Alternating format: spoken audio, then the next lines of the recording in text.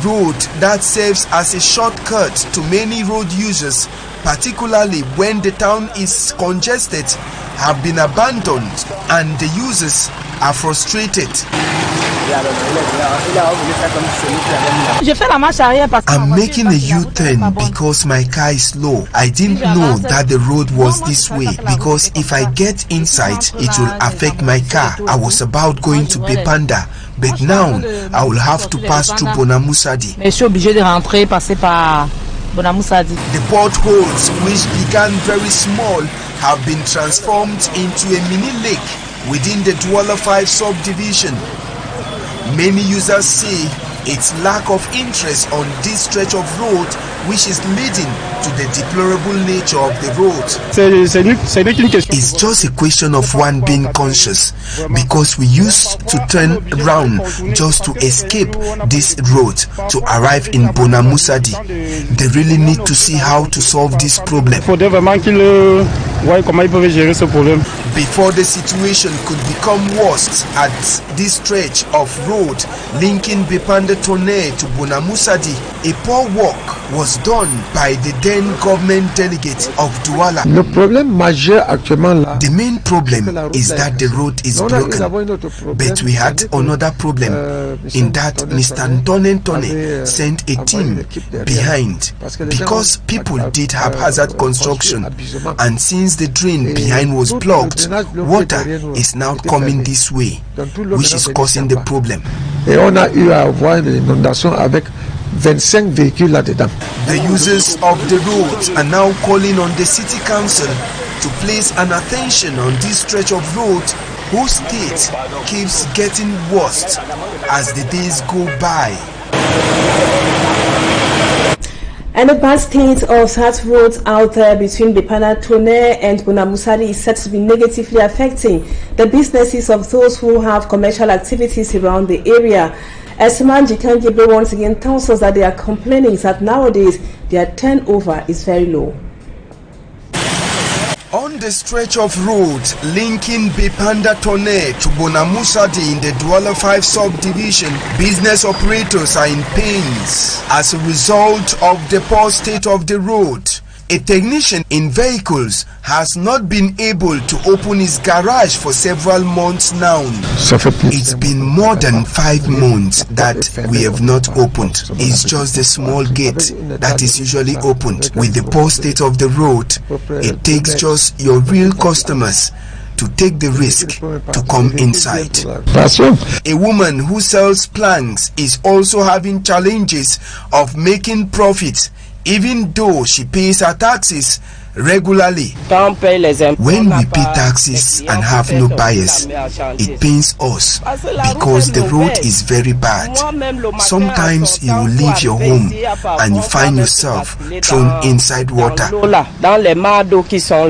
Another lady who is selling roasted fish within the same zone complains of the high rent she pays without earning half of the money per day. We are not making any gains here, even as we pay high rent. Let the government try to do something for us, because we can't pay rent without profit.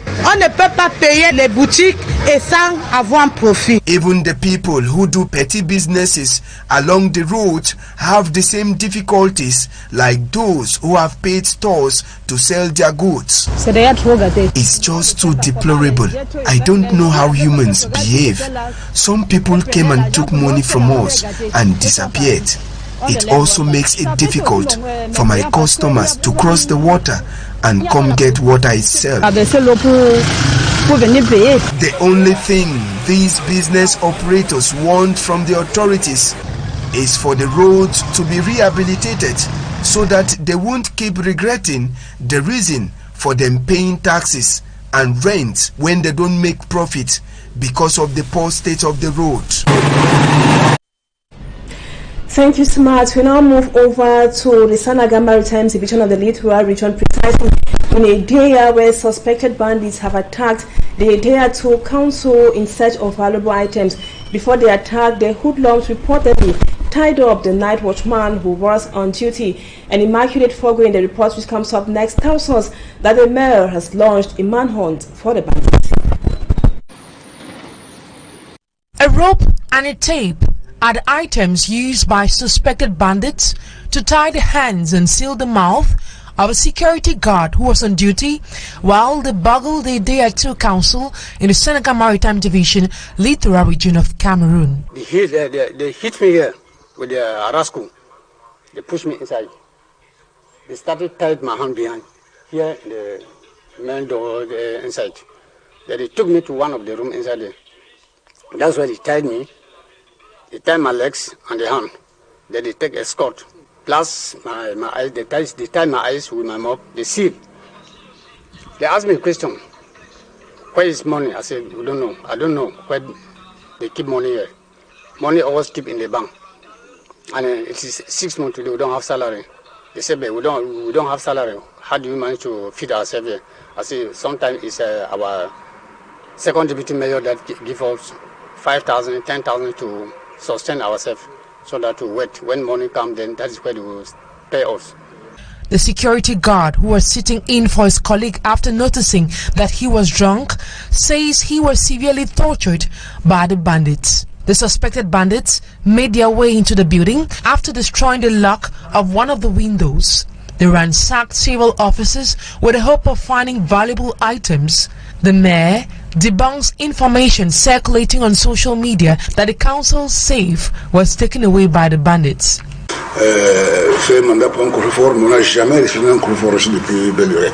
Those who carried out the act are not doing so to hurt the mayor, but the population as a whole.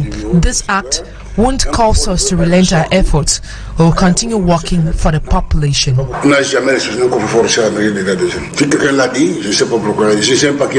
Investigations have been launched to fish out those who carried out the act. The mayor promises that those arrested will be punished accordingly. And still on security in Cameroon, we now take you to the Southwest region, precisely in Mamfe, in the Mayo division of the Southwest region. We told you on the headlines that security is now tight in Mamfe, in the Southwest region of the country. We are expecting to have the images on our screens after some armed gunmen attacked a bank in Mamfe that was recently. As a result of the attack, a security guard was killed and a uniformed officer was wounded. As we were informed, reports say the security guard was immediately buried while the uniformed officer is in Boya for treatment, and the manager of the bank recounts the incident because he was an eyewitness, or he is an eyewitness. Let's listen to him. My premises there and the office. I was sleeping, and at about 12 midnight, I only heard gunshots, and we had to run for our safety. We went and hide somewhere on the floor, and I had to alert the security. And within some time, there was the intervention by the B. And when we came out, I discovered the super security guard that was at the post was dead, with a lot of bullets around the ATM. The security post, the security man that was on guard too was wounded at the arm. So we don't know who were the perpetrators, because nobody has ever come to threaten me or to warn me or to say that I've done something that is wrong. So I don't really know who were the perpetrators. And now you might want to know the atmosphere that reigns in Mamfe after the attack of a bank in that locality. Once again, let's listen to the manager of the attacked bank. For now, we have not yet opened the office because we are still trying to assess the level of damage. Bailiff was here to assess the Gendarmerie is doing their own assessment. So for now, the office is not yet open. In the morning, when the crowd came, the military discovered there was an explosive that was activated. Unfortunately, it did not explode. Thank God it did not explode. I think it was the intervention of God. But when the military discovered, they had to send everybody away before, in the course of neutralizing it, it exploded and shattered some of the glasses, as you can see. They even tried to burn the structure, they put fire. Unfortunately, it did not go. I think God actually intervened. They poured fuel on my car. They tried to burn it. I don't know whether somebody there told them not to burn it or what. I don't really know what happened. And now we talk health, still in the southwest region, where there have been a report of several cases of monkeypox in Kumba and Bonge. We are in the Meme division of the southwest region of the country, and that outbreak of monkeypox is said to be a public health danger. Let's now have more with our staffman, for me, I'm Sean Sander. Monkeypox outbreak in the southwest region was announced by Dr. Eko Filbert, Southwest Regional Delegate of Public Health.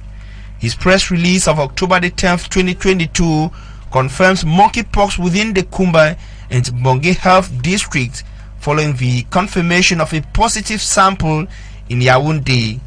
On the field for detailed information, Equinoxe Radio and Television met the first victim shared on a hospital bed at the Kumba Regional Hospital Annex. A 52-year-old man from Bole Bakundu, according to health officials. Morning time, you want to wake up, all his skin being a fat there.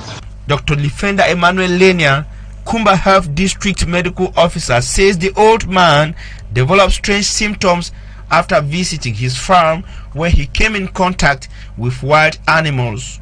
His sample was collected and sent to Yaoundé, where it was confirmed as monkeypox. For Sanche Pasteur, come out say the man true na monkeypox get up. Monkeypox virus is a virus from the family of orthopox viruses, and it's called monkeypox virus because it originated in monkeys in the 1950s, and it's zoonotic. That means it can spread from animals to human beings, and then human beings continue transmission to other human beings. Explaining the means of transmission, Dr. Eko Ekwalen, director of the Kumba Regional Hospital Annex, says monkeypox can also progress to complications like kidney infections, pneumonia, and even death. So within the context of an outbreak like we are right now, I want to say that first of all, majority of cases of monkeypox virus would be mild infections, and we have severe infections, severe disease in vulnerable groups such as children,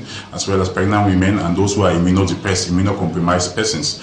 Generally, it presents with a flu-like illness, like fever more than 38 degrees Celsius, joint pains, muscle aches, fatigue, and then this is preceded about 1 to 4 days later with a generalized rash which originates from the face. We usually call it a papulopustular rash, which is disseminated and it goes right to the palms and the soles of the feet. Reiterating that treatment is free, the health officials advised the public to immediately do self-isolation and alert the district medical officer or his collaborators in order to reduce the spread of the disease. And still in health, we asked you a question in the headlines. Do you know or are you aware that men are also victims of breast cancer? Yes, that is a reality so neglected by many most often. Our reporter Lucy Liengu Asia spoke with medics who now tell us how breast cancer can manifest in men. Her report. The scarcity of domestic cooking gas is getting chronic in the West capital city, Bafoussam.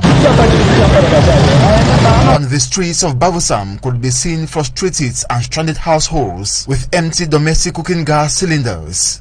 Retail shops, they say, have been unable to sell them for about a month now. Sérieux problème étant donné que nous ne sommes pas en campagne.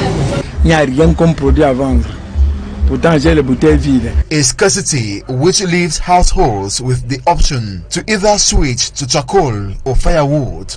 Imagine me heating tea on the charcoal pot. It is unpleasant.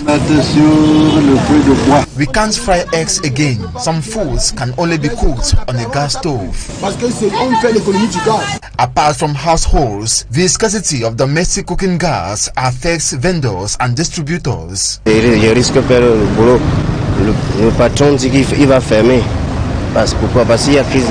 Cost of the available fuel cylinders have increased spontaneously. A bottle is now sold at 10,000 francs CFA, above the 6,500 francs fixed by the Ministry of Trade. Well, we sincerely apologize for that mix-up out there. That was what I report by Innocent Aze on the scarcity of cooking or domestic gas in Bafsam in the west region of the country, where a cylinder of cooking gas now costs 10,000 francs as from 6,500 francs before now. And now we go back to the report by Lucie Essier on breast cancer in men. Men are also victims of breast cancer. And how does that manifest? She spoke with some medics, and now let's listen to her report. Breast cancer, the second leading cause of death in the world.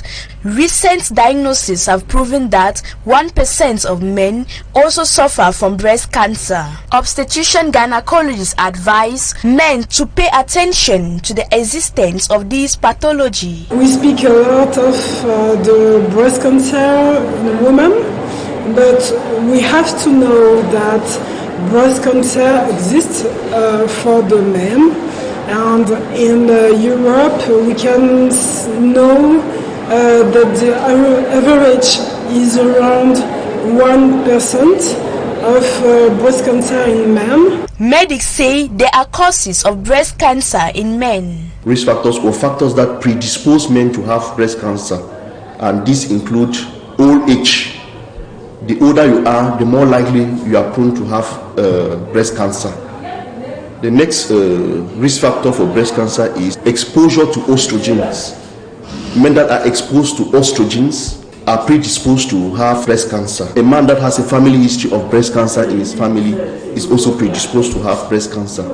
Another risk factor of breast cancer in men is obesity.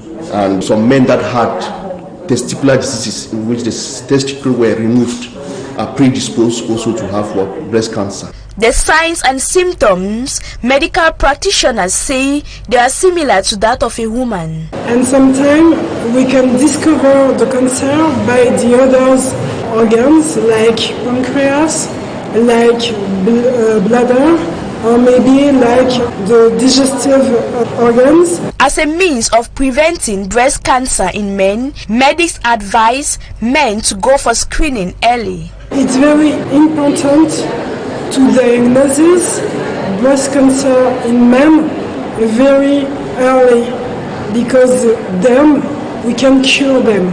It's very important for the men to touch the breast to be sure that we can discover the cancer very early. Doctors say men should be familiar with how their breast tissue normally looks and feel in case of any changes. And now we talk culture. We stay in the West region. In culture, in a way to strengthen relationships between the Bamums and the Tikas, a relationship that dates back about 600 years ago.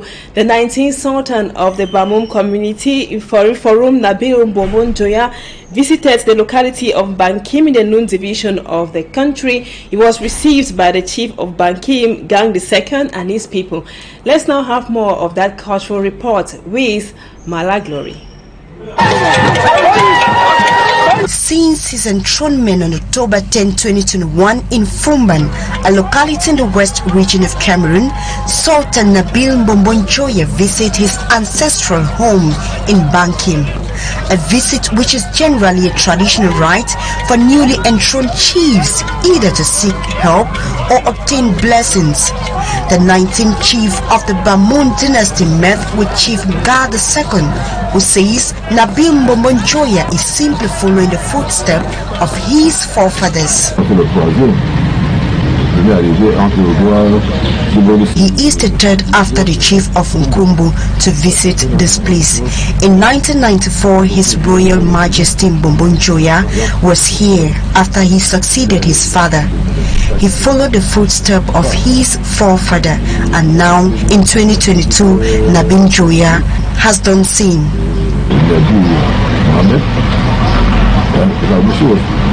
A visit which is also to strengthen historical links between the Bamuns and the Tikas. According to the natives, it brings the people together as a community. One lesson from this visit is that the strong bond will always exist between the Tikas and the Bamun people. The bond between the Bamun and the Tikas date back 600 years ago, a relationship which is extended to 4 other different communities in Cameroon, the Saw in the northwest region and the Tika in the Adamawa region.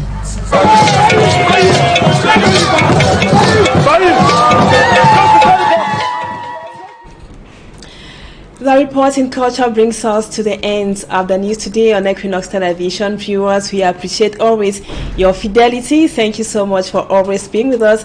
But don't go away. As usual, our programs continue at 7 p.m. You will be with Serge Alain Otu for Equinoxe. I will be yours again tomorrow, same time. Bye-bye for now and stay blessed.